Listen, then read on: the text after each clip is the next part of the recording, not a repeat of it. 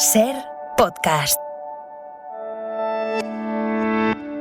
Lo que van a escuchar ahora en SER Podcast es más necesario que nunca, la ciencia en A Vivir.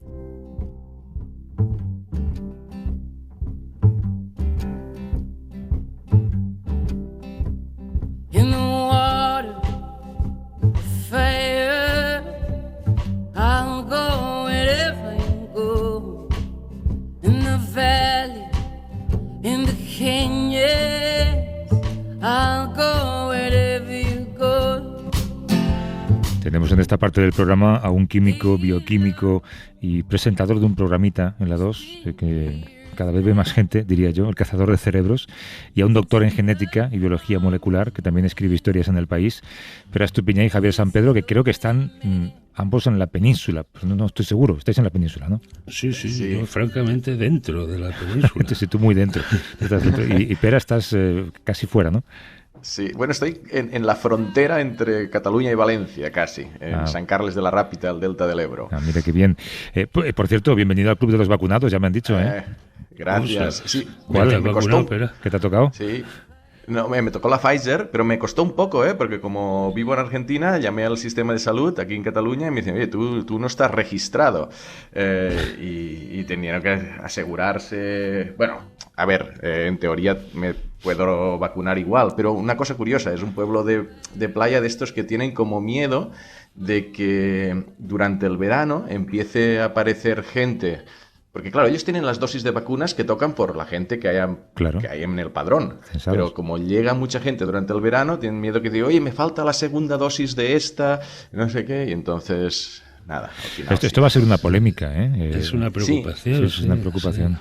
Bueno, es que a mí lo que me dijeron inicialmente es que si no estaba empadronado no podía. Digo, oye, no me fastidies. O sea, me tengo que poder vacunar en algún lado. No puede ser que soy todos español, los centros... Claro. Esto. Pero claro, lo veían lógico, pero me manifestaron este miedo. Dices que estamos viendo que tenemos una cantidad de dosis determinada, que está bien, pero que empezarán a venir turistas reclamando de otras partes de España, reclamando su segunda dosis o su primera, o que ya es mi franja de edad y que será un cachondeo, porque claro, ellos no, cada comunidad tiene sus datos. Claro, y verás lo que se puede liar en Benidorm o en Málaga, en Marbella, ¿no? Esto puede ser... Con todo Mallorca. Oye, yo no sé si escuchabais, por cierto, esta mañana una cosa que comentábamos con Ramón, que yo creo que surgió ayer. Hay una serie de conciertos en Broadway de Bruce Springsteen y la norma en Nueva York, bueno, la norma que ha impuesto, supongo que él, ajustándose también a lo que dicen las autoridades de Nueva York, es que solamente pueden entrar personas vacunadas, pero solo personas vacunadas con vacunas aprobadas por la FDA, con lo cual es solamente Pfizer, Moderna o Janssen. Pero si tú estás vacunado con AstraZeneca, no puedes ver a Bruce. Es interesante esto también, ¿no? Porque igual puede pasar lo mismo para entrar al país, que te pidan no estar vacunado, sino estar vacunado con una determinada vacuna. Sí, imagínate que llegue alguien con la soberana de Cuba. Claro, dices ya, la Sputnik. bueno. Claro, o la China, o las que irá viendo. Es una medida un poco curiosa, sí. Podrían pedirte una vacuna aprobada por algún organismo internacional, claro, solvente. Riguroso, exacto. Riguroso, no de Corea del Norte, pero algo que sepamos, ¿no? Claro. Bueno, pues bienvenidos a un nuevo escenario en el que pueden pasar cosas así, ¿no? Y fíjate si ya hay desigualdad y va a haber mayores dificultades para gente que quiera viajar viniendo de lugares más pobres. Imagínate ahora, si encima además se les exige una vacuna premium, digamos, ¿no? Una vacuna aprobada por autoridades americanas. Por cierto, está a punto de pasar lo que comentamos hace semanas que pasaría pronto, y es que con lo bien que iba Estados Unidos en vacunación, ya casi hemos cogido a Estados Unidos. Ellos están en el 52%, creo. Nosotros llegamos hoy al 50%. Allí no quiere vacunarse ya nadie, ¿eh? Y están en muchos estados sorteando millones de dólares entre quien se vacune a partir de ahora.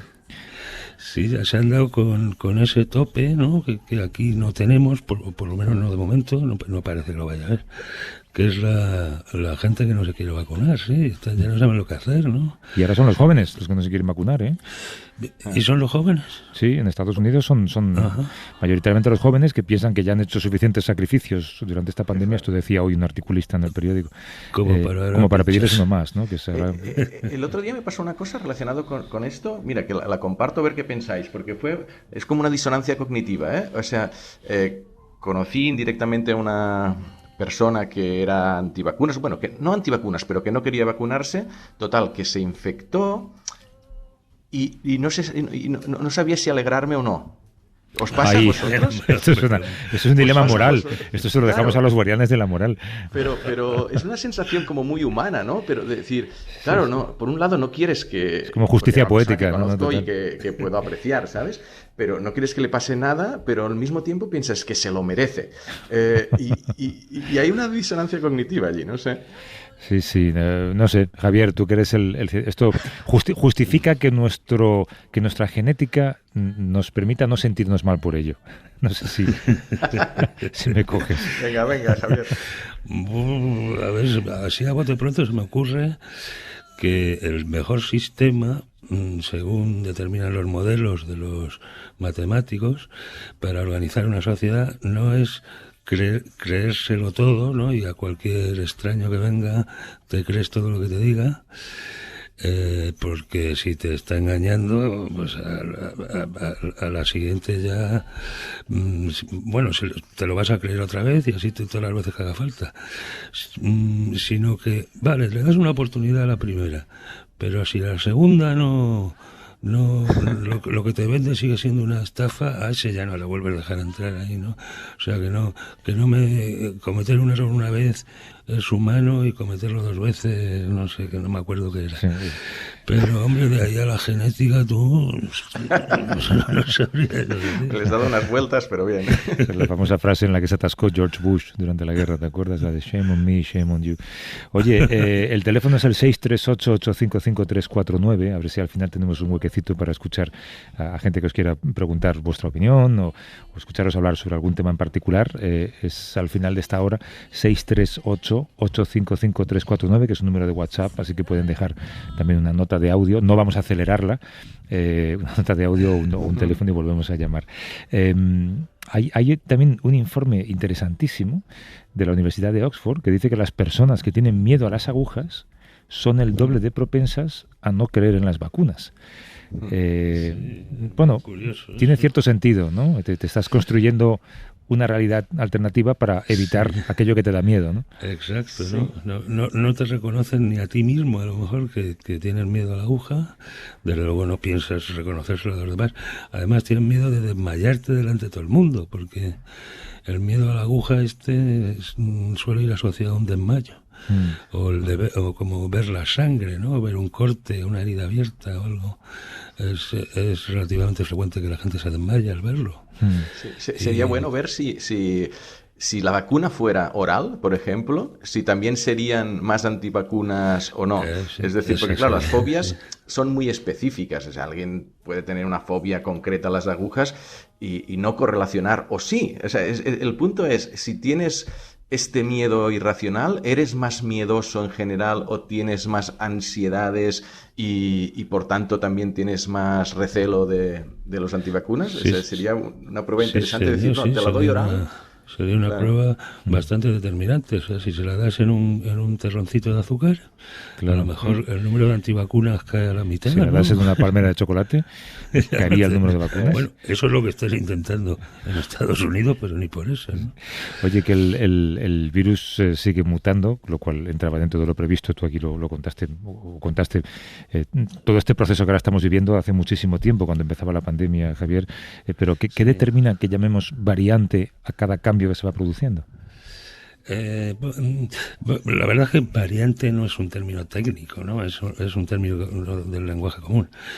Mutación y variante pueden ser lo mismo, ¿no? Si dos científicos están hablando. Ahora parece que los reguladores quieren definir variante como un conjunto de mutaciones que además se hayan revelado ya aunque sea independientemente, pues que reducen la efectividad de la vacuna o empeoran el reconocimiento de los anticuerpos por el virus. Pero vamos, no es que variante sea un término técnico, son estas variantes de preocupación o variantes tal que se han utilizado en la nomenclatura. En general nos referimos a mutación cuando es un solo cambio en un solo aminoácido, o sea, en una sola cuenta del collar de cuentas que son las proteínas, ¿no? Y una variante, pues, es una agrupación de varias de ellas. Por ejemplo, ahora en Nepal se rechaza la calificación de variante, porque la variante que tiene Nepal es la variante Delta o India, con una mutación más. De manera que no sería una variante nepalí, sino sería la variante india o delta, que les ha venido de allí. O sea, no es una variante nueva que haya surgido en Nepal, como sí pudieron surgir las de Manaos, en Brasil, o tal vez la británica, ¿no? Es una pequeña variante de la variante, digamos. Claro. Sí, a mí se me ocurría algo un poco friki, no sé si es una analogía correcta o no, pero bueno, al final los humanos, pues todos somos humanos, hay algunos que son rubios, morenos, pequeñas como si fueran las mutaciones del virus, ¿no? O altos y bajos, pero como si de repente apareciera un grupo de humanos, por unas mutaciones más, con 3 brazos. ¿Vale? Algo ya muy claramente diferente. O sea, hay una serie de humanos con 3 brazos, pues podrían ser una variante, ¿no? Es arbitrario, el calificarlos, como decía Javier, pero serían igualmente humanos. O sea, no sería una cepa diferente o otro virus o otra especie, pero...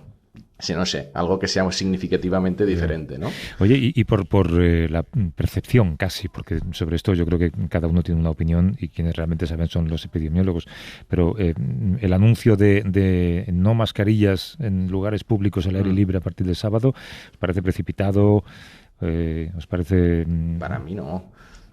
Bueno, no sé, Javier, o sea, yo tengo ganas, bueno, como mucha gente, o sea, yo creo que en interiores es obvio que sí es necesario todavía, porque el virus está circulando, pero tal como están ahora las condiciones entre que sí verano, que sí poca circulación, que sí lo de los aerosoles, aire libre, a mí me parece correcto. Es que la palabra obligación también tiene unas connotaciones, o sea, no sé...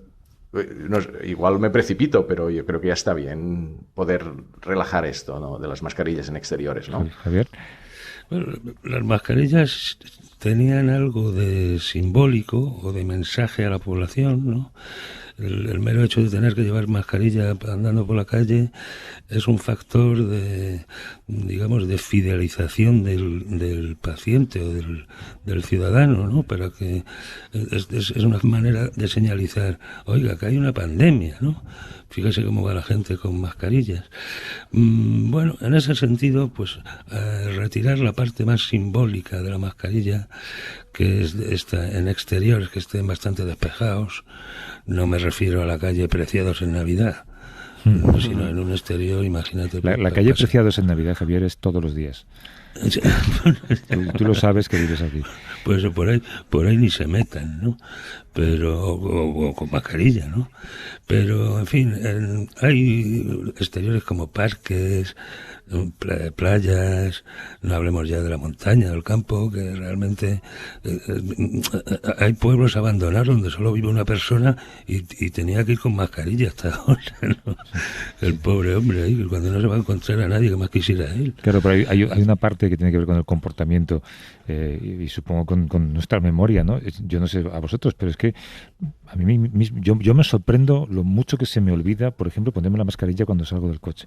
O sea, todavía un año y pico después de esto se te sigue olvidando, porque es que no lo llevas en ti, ¿no? Sí, también al levantarte de una terraza e ir al baño, claro, es muy comúnmente se te olvida, sí. Y si añadimos esto, pues se nos va a olvidar más, lógicamente, claro. Pues sí, yo para salir de casa tengo un truco que es ponerla debajo de las llaves, o sea que si salgo sin la mascarilla, salgo sin las llaves y ya me puedo dar un tiro en la boca. Yo ayer me descubrí andando por la Gran Vía sin mascarilla después de tomar algo, después del programa, y pensé, ay Dios mío, que habrán pensado que soy de Vox o algo así. En fin. Oye, 638-855-349 es el teléfono de WhatsApp y dentro de un ratito escuchamos alguna llamada. 638-855-349. You're not undercover, you're just connected to the shame of your secret lover. It never works out in the end if it keeps on going. Hemos dicho a menudo en el último año que la pandemia ha dejado en evidencia la fragilidad del sistema sanitario y también de los lugares de los que se vale ese sistema para poder funcionar, que son los hospitales. En 2019, un grupo de científicos de España y de Italia decidieron investigar cómo estaban diseñados los hospitales de los dos países para saber cómo mejorarlos. Aquí entramos en ese capítulo de las cosas que aprenderemos de esto que ha pasado y a ver si es verdad que las aprendemos, ¿no? Una de esas personas es Laura Cambra, que es arquitecta e investigadora en la Universidad Politécnica de Madrid. ¿Cómo estás, Laura? Buenos días. Hola, buenos días. Claro, en 2019 obviamente no sabías que íbamos a vivir una pandemia, pero sí que erais conscientes de que el diseño de los hospitales seguramente no sería de ayuda si alguna vez pasara una pandemia, ¿no? Así es, de hecho estaba haciendo la tesis doctoral en la evaluación de hospitales y ya había recorrido muchos y también en el extranjero y veía las diferencias que había, ¿no?, entre nuestros edificios y otros edificios un poco más nuevos y mejor diseñados. Claro, hay cosas que yo creo que son evidentes.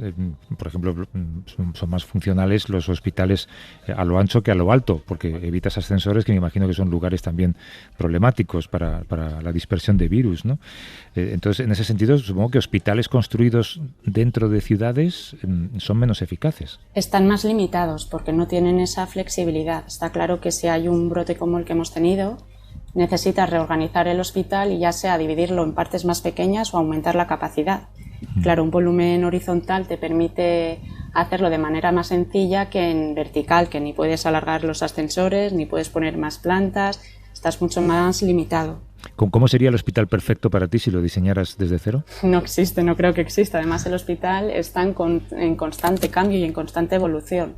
Hay que buscar las estrategias que son más flexibles, pero está claro que cada hospital va a ser único y depende del lugar donde se diseñe, de la población que atienda, de las especialidades que ofrezca. O sea, es totalmente específico, no hay una solución buena ni universal. Pero tú has dicho un dato, por ejemplo, que sería muy interesante cuando alguien diseña un hospital, que es capacidad de crecimiento, que de repente el hospital en un momento dado pueda crecer, ¿no?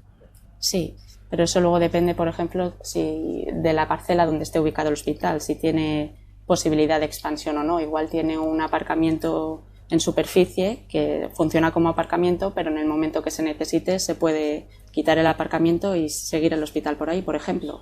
O también las rutas, las circulaciones son fundamentales para que se prevea ese crecimiento, ¿no? Laura, ¿y qué te parece el Zendal? ¿El Zendal? Sí, bueno, por poner un ejemplo. Sí. Esto es un periodista entrando a saco. De riesgo. Me parece que es dar una respuesta fija a un problema temporal y además con una tipología de hospital que es muy antigua porque es el modelo pabellonario que se utilizaba antes cuando la cama era la protagonista dentro del hospital, mientras que ahora hay otros servicios que en unos años vamos a ver cómo responde ese edificio y cómo se adapta a las necesidades que tengamos. ¿Has dicho que la cama como protagonista, cómo debería ser entonces? Ahora mismo lo que está creciendo sobre todo en el hospital es el área ambulatoria. Hay muchísimos más procesos que te pueden operar en el día y no tener que estar hospitalizado ni tenerte que ingresar. Y esto lo ha permitido la tecnología. Entonces está creciendo el área ambulatoria y se está reduciendo el área de hospitalización. Y el Zendal es justamente lo contrario. ¿Y se está tomando nota, Laura? Al principio Javier lo introducía diciendo que es uno de estos ejemplos de cosas que ahora se están revelando y que a ver si les hacemos caso. Tú que hablas con directores de hospitales, me imagino, consejeros de salud, o sea, ¿notas que hay voluntad de cambiar cosas o qué pasará sin nada? La necesidad está, y sobre todo en los hospitales, que son los primeros, el personal del hospital son las personas que lo sufren, ¿no? Si está bien diseñado o no. Lo que pasa, yo creo, es que como las competencias de salud están descentralizadas, cada comunidad gestiona, mantiene y diseña por su cuenta y al final cada hospital que hace sus propias obras, no existe esta manera de este aspecto transversal de que el conocimiento que se genere en un sitio pueda llegar a otro, que las lecciones aprendidas de un hospital se transfieran a otro, esté donde esté, ¿no? Que se genere este músculo y esta colaboración, porque al final los hospitales, o sea, los vamos a seguir repitiendo y cuanto mejor sea su diseño, mejor va a ser para todos nosotros. Claro. ¿Hay estudios sobre la influencia de la arquitectura en la salud de las personas? Por ejemplo, que se pueda demostrar si un paciente se recupera antes o se recupera mejor en una habitación con vistas a la naturaleza o frente a un muro de ladrillos. Por ejemplo, en la unidad de neonatos del Hospital Materno-Infantil 12 de octubre, es muy interesante, la unidad de neonatos es donde se atiende a los recién nacidos enfermos durante su primer mes, más o menos. Uh-huh. Y tenían un hospital, el Hospital 12 de octubre, que era de los años 80, el área de materno-infantil, e hicieron una reforma en la que han combinado salas abiertas, que es lo tradicional, donde se colocan varias incubadoras en el mismo espacio, para el personal, sobre todo, para que le atienda sobre todo el personal de enfermería y clínico, y han combinado estas salas abiertas con habitaciones familiares individuales, porque hay evidencia científica que demuestra que el desarrollo del bebé es mucho mejor si la familia permanece todo el tiempo con él. Entonces, para que se mantenga, para promover esta estancia de la familia, lo que se necesitan es que cada niño o niña tenga una habitación donde el padre o la madre pueda dormir, tengan sus duchas, etcétera, ¿no? Y ya en esta unidad han demostrado que los bebés que están en habitaciones familiares individuales tienen estancias más cortas, que esto es muy importante hasta desde el punto de vista económico, y también tienen menos riesgo de contraer una infección nosocomial, que es la que se produce por el simple hecho de estar en el hospital. Yeah. Es interesantísimo eso, ¿sí? Es un lujo, eso sería un lujo, ¿no? Claro. Más propio de la sanidad privada que de la pública, quizá, tener una habitación para el padre, otro para la abuela, y cada uno con su ducha. Para la familia. Una para la familia. Para la familia, sí. Para que discutan en la misma habitación. No hace falta que... Y en este diseño de interiores, ¿qué principios generales podríamos, yo que sé, extrapolar a nuestras casas o nuestras oficinas? O sea, no sé, imagino trabajas en hospitales, pero debes tener ideas así, nosotras más cotidianas, ¿no?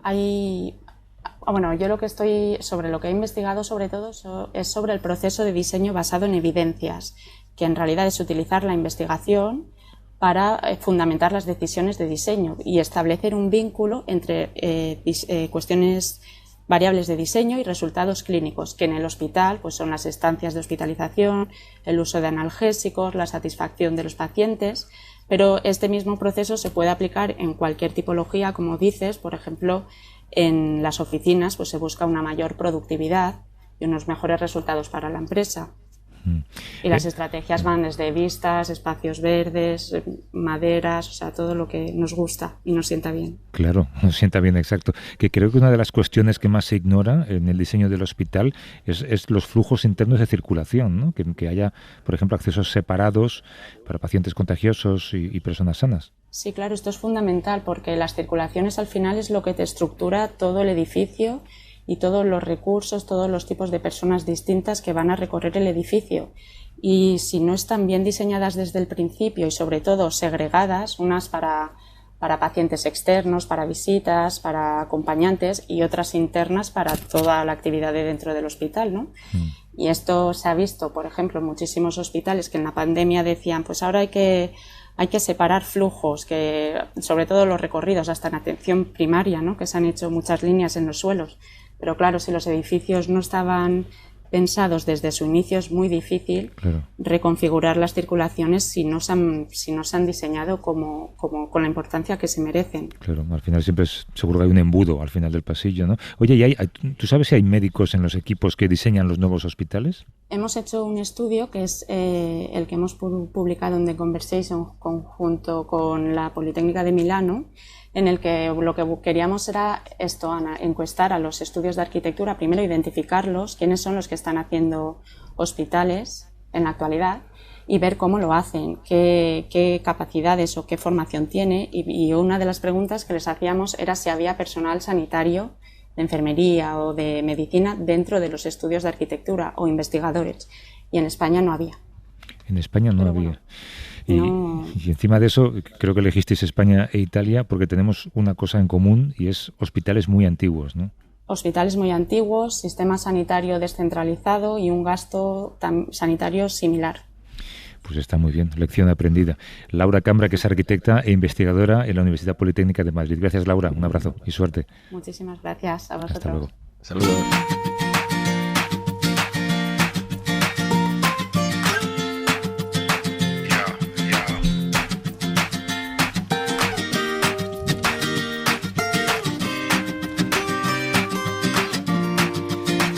Espera, de ti lo aprovechamos todo. Es interesante. Claro, como de cierto anime. Yo no he llegado ahí. Pero claro, tú tienes tu trabajo también como divulgador y visitas y conoces a muchos científicos en su lugar de trabajo. Y la semana pasada, claro, conociste a una eminencia en la investigación del cáncer y del envejecimiento y rápidamente haces lo que se espera de ti y es llamar corriendo para ilusionado. Exacto. Decirnos que has conocido a esta persona. Si quieres, preséntanosla tú. Sí, bueno, estamos con Manuel Serrano, que él lidera el grupo de plasticidad celular del IRB, el Institut de Recerca Biomèdica de Barcelona, que fue antes jefe de grupo de supresión tumoral en el CENIO y que tiene una investigación muy interesante. Él analiza cómo envejecen las células y cómo esto se relaciona con la enfermedad. Y el punto más interesante es que, claro, pensamos en una célula, yo que sé, una neurona o una célula de colon que envejecen y bueno, va a empezar a funcionar mal y quizás pues genera Parkinson o genera un tumor. Pues la propia existencia de estas células viejas envía como señales alrededor del tejido que influyen negativamente a los otros órganos. Entonces, sus terapias son para intentar, digamos, como limpiar el cuerpo de células viejas y así pues prevenir enfermedades o incluso, bueno, rejuvenecer y, bueno, es una línea apasionante. Manuel Serrano, ¿cómo estás, Manuel? Buenos días. Hola, buenos días. Un placer estar con vosotros. Le ponemos nota a Pera por esta presentación. Pera ha resumido... Sí, perdón. No, adelante. No, iba a decir que Pera ha resumido a la perfección mi trabajo. Muchas gracias. Te iba a preguntar, ¿cómo detectas cuáles son esas células viejas? Bueno, se pueden detectar por métodos con marcadores moleculares en cortes histológicos y también se pueden detectar por estas secreciones a las que hacía mención Pera. También se pueden detectar, aunque debo decir que este es un tema en el que todavía nos falta mucho por mejorar, porque todavía no se ha llegado a tener marcadores que sean útiles en un contexto clínico, un ensayo fácil en la sangre o con técnicas de imagen. Todavía no hemos llegado a eso. Son las que llamáis células zombie, ¿no? Sí, exacto. Y se las llama así porque... No, perdón, es que llega, bueno, llega con retraso tú, no pienses que te estoy interrumpiendo, es que llega con retraso tu voz y entonces nos interrumpimos mutuamente. Así que cosas de la radio, no te preocupes. Sí, no, estaba diciendo que sí, se las llama de modo coloquial zombies porque son células que deberían haber muerto, deberían de haberse eliminado y sin embargo por algo que no entendemos todavía bien, a medida que envejecemos no limpiamos nosotros mismos nuestro organismo de estas células y por eso se las llama zombie. Deberían estar muertas, pero no lo están. Está muy bien puesto el nombre. Entonces, una vez, si llega un punto en el que se consiguen detectar, conseguís detectar estas células, se pueden eliminar desde fuera, yo qué sé, con fármacos, por ejemplo. Exactamente. Esta es una línea de investigación muy activa últimamente. Estas células se pueden detectar en animales de experimentación. Eso es fácil. Y en tejidos humanos requiere una biopsia, entonces ya no es tan fácil.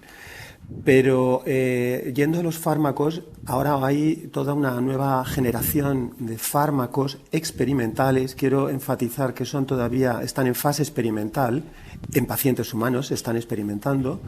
Antes de ser aprobados hay que pasar por estas fases de experimentación para ver si tienen toxicidades. Pero efectivamente son fármacos que son capaces de ser tóxicos preferentemente sobre estas células zombie. Y por lo tanto, parcialmente limpian el organismo y algunas enfermedades de estas células. Manuel, yo me quedé pensando en una cosa, después de conversar. Este concepto de que la célula envejece y hace, digamos, envejecer a su entorno. O sea, no es solo ella. Entonces, que conocí también estaba Nuria, otra investigadora vuestra, que hablaba de las enormes mutaciones que hay en las células de la piel por tomar el sol. Entonces, es como que tomar el sol envejece la piel, pero envejece el resto del organismo también, entonces. Correcto, sí, pero sí. Tuvimos un día muy intenso científicamente y Nuria López Vigas, que es una de las investigadoras más prominentes del IRB, nos estuvo hablando sobre esto.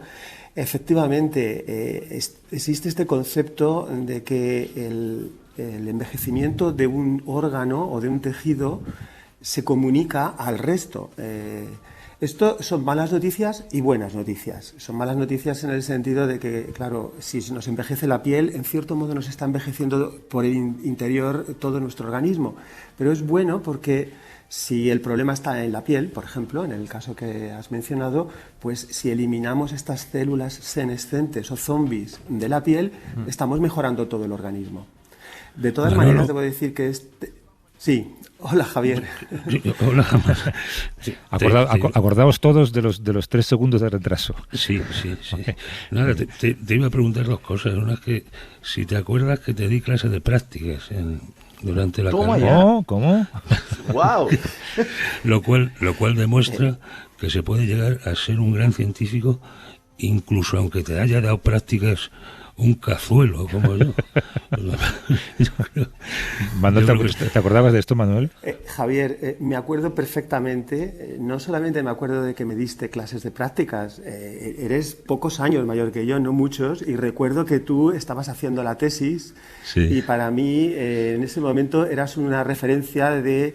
Yo, cuando estaba terminando la carrera, pensaba, yo quiero ser como este Javier, porque eras, evidentemente, eras un brillante... Menos mal que te salió mal. Con introducciones y todo, aquí se está creando un ambiente de, no sé si de tensión o de cariño. No de tensión ninguna, por Dios. Y creo que María Blasco creo que estaba en esa misma clase, en fin, que yo no sabía lo que tenía ahí, La cantera de científicos españoles que ha generado Javier. Fíjate, tenías inteligencia. La escuela de San Pedro. Oye, dinos un poco sobre cuál es el proceso normal por el que el cuerpo elimina estas células zombies y si los fármacos lo que hacen es imitar ese proceso o son otras aproximaciones totalmente distintas. Es una excelente pregunta. Nuestro organismo elimina estas células de manera natural con el sistema inmune. El sistema inmune es capaz de detectar estas células dañadas, estresadas, aberrantes y eliminarlas. Esto es algo que hace muy bien cuando somos jóvenes y por eso cuando somos jóvenes, aunque nos dañemos a propósito de múltiples maneras, por motivos recreacionales, el cuerpo las elimina. Esto no ocurre a medida que vamos envejeciendo y no se entiende este mecanismo, este proceso de envejecimiento del sistema inmune no está bien comprendido y se está estudiando muy intensamente. Los fármacos que hay ahora lamentablemente no imitan el proceso natural, es más bien parecido a la quimioterapia, van dirigidos a matar las células, pero se está investigando en cómo activar este sistema inmune envejecido o dormido para que se estimule y pueda reconocer estas células, pero eso está todavía un poco más lejos. ¿Hay algún hábito que nos ayudara también a frenar ese envejecimiento? Sí, está publicado, demostrado incluso en personas que el ayuno intermitente reduce la cantidad de estas células. Esto lo han hecho, si no recuerdo mal, en el colon, haciendo biopsias de colon. Se ha demostrado en un grupo pequeño de personas que hacer este ayuno intermitente reducía.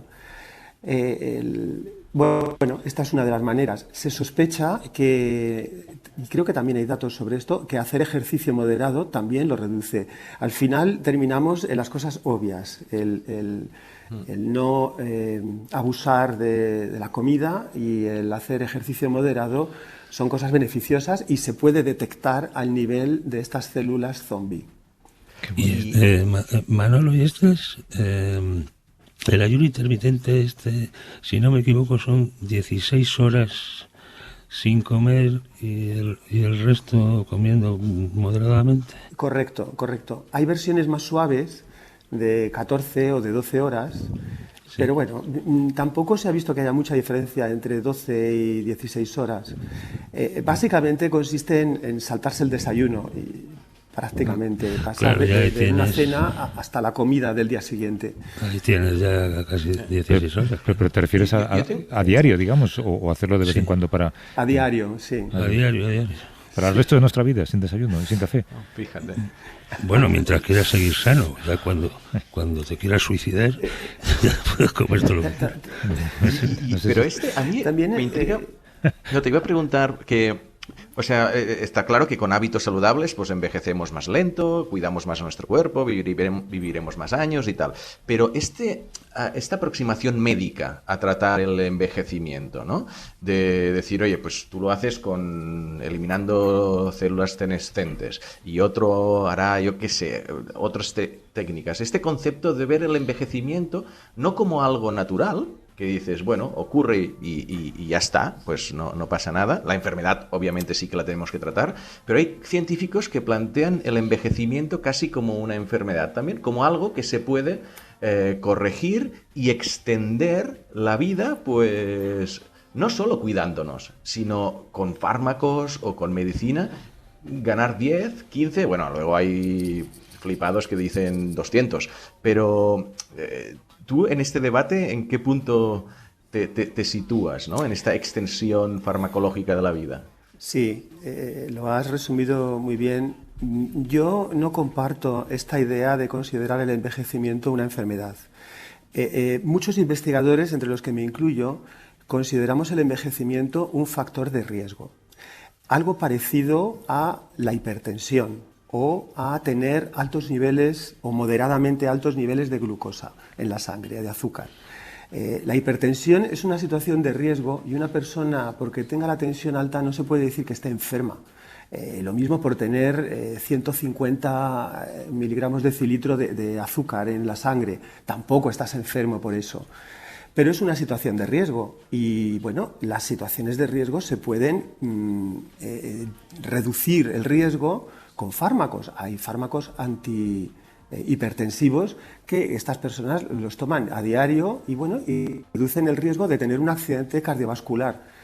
Pues así es como vemos el envejecimiento, una situación de riesgo que se puede paliar o reducir con fármacos. Y también con hábitos de vida saludables, por supuesto. A veces creo que culpabilizamos a las personas que toman fármacos para estas situaciones de riesgo diciendo, bueno, es que ¿por qué no haces ejercicio? ¿O por qué no comes menos? Esto es fácil de decir y es muy complicado de hacer. Y por eso también se pone mucho énfasis en la educación en la etapa infantil y adolescente, porque ahí es cuando aprendemos si se debe hacer ejercicio o si debemos de no comer, de no abusar de la comida.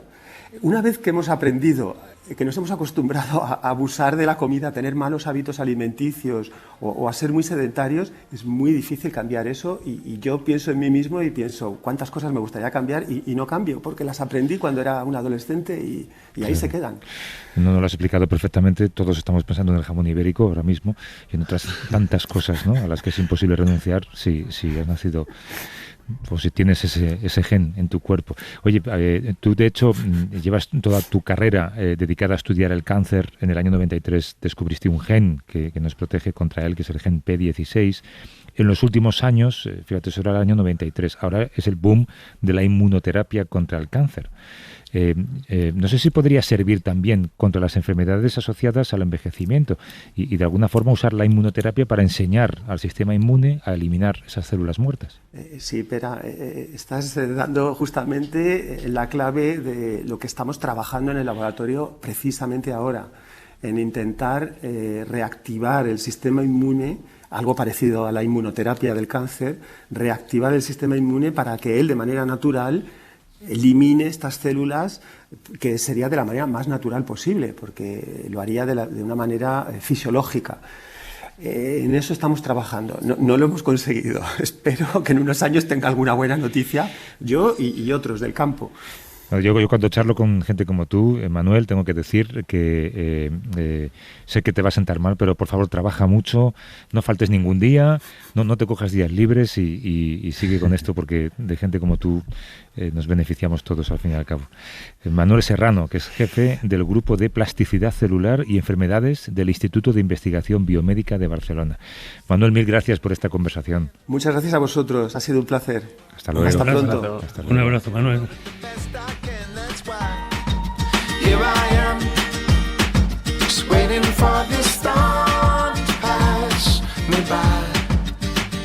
And that's the sound. Lo que nos ha olvidado comentar antes, ese ensayo de Mosaico, la vacuna contra el VIH de Janssen, que está ya en la fase 3 y que se prueba ahora en varios países del mundo, también España. Cada cierto tiempo, pues un proyecto de vacuna da cierta esperanza.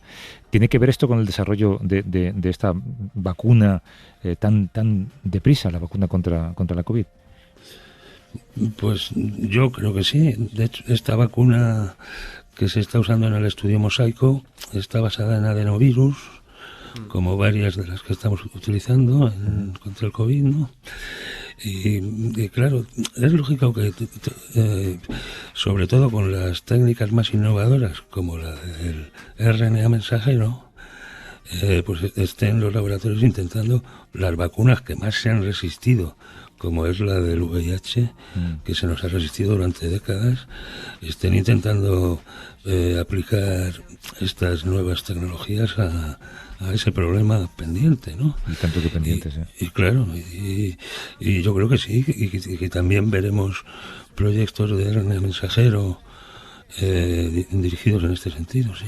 Sí, exacto. Es que todas estas vacunas que han salido ahora tan rápido era porque habían estos ensayos previos. O sea, Janssen está trabajando con esta vacuna Mosaico de adenovirus, como dice Javier, y por eso ha podido desarrollar una vacuna con una tecnología similar para la COVID en tan poco tiempo, igual que BioNTech estaba con vacunas de ARN mensajero contra cáncer y ha podido hacer rápido la de COVID. Y pasará esto, que habrá vacunas o candidatas a vacunas contra el SIDA basadas en ARN mensajero, porque ahora hay el boom de esto. Es que todo está correlacionado, claro.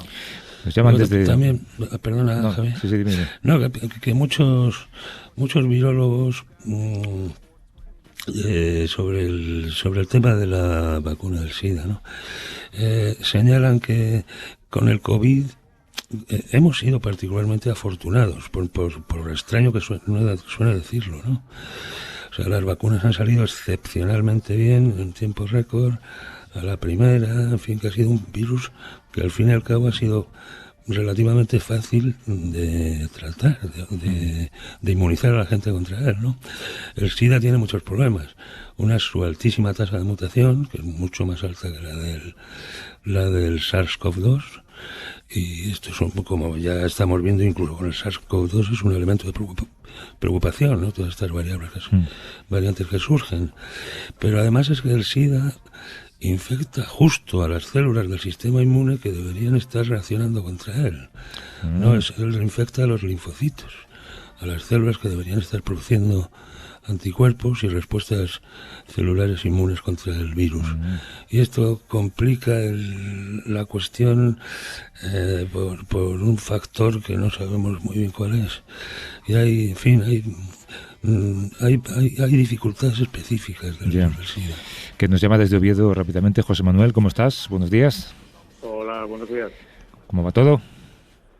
Bueno, pues de momento aquí un vacunado con una dosis. Bueno, pues ya queda menos para la segunda vacunación. O sea que ya tienes una edad, ¿no? Bueno, sí, ya tenemos una edad. Bueno, ahora ya esa edad empieza a ser más de 40. Tampoco es una edad tener 40, ¿no? Es una edad, pero no tan alta. ¿Cuál es tu pregunta, José Manuel?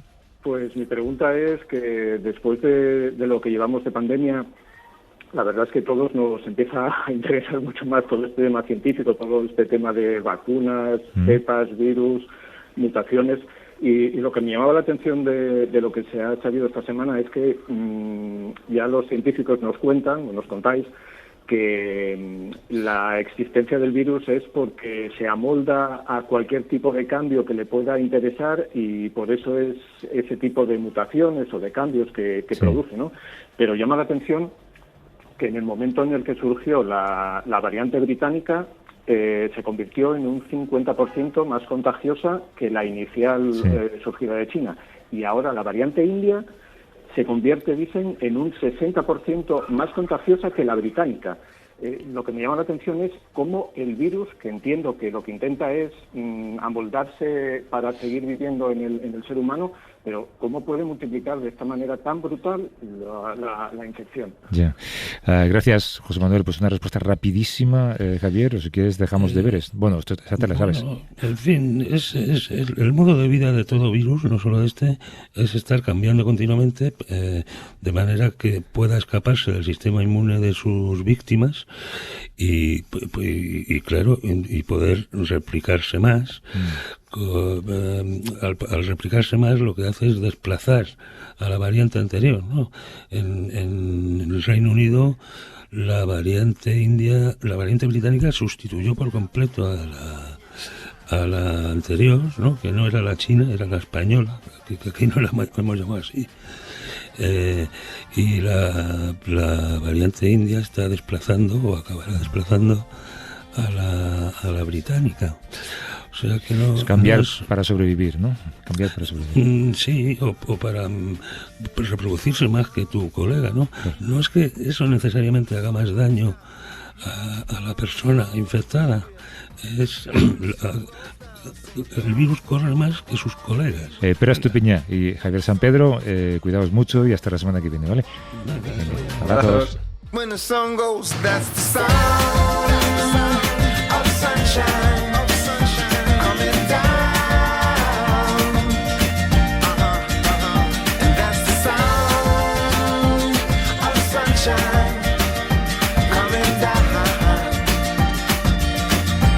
Suscríbete a La Ciencia. Todos los episodios y contenidos adicionales en la app de Cadena SER y en nuestros canales de Apple Podcast, Spotify, iVoox, Google Podcast y YouTube. Escúchanos en directo en la SER los domingos a las 10 de la mañana.